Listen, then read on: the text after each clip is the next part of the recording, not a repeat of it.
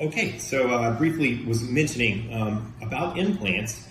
There are some limitations, and so what people usually ask us as a second question, can I get an implant or can anyone get an implant? And the answer is yes, provided you have enough jawbone present to have the implant placed.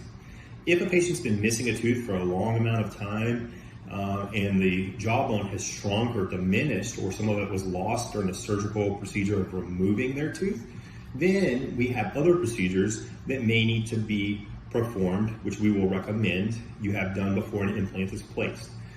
And these are all typically what we call bone grafting procedures, where bone is added, the volume of bone can be added back to your jaw so that the implant can actually be placed. This adds a little bit of time, but in the long run, our patients are very happy that they've gone through the procedure to get the grafting and then get the implant. The other thing I mentioned when people ask me, can anyone get an implant? There's really three main contraindications or big risk factors for implants: smoking, diabetes, and osteoporosis medications. Those are the three red flags that we look for.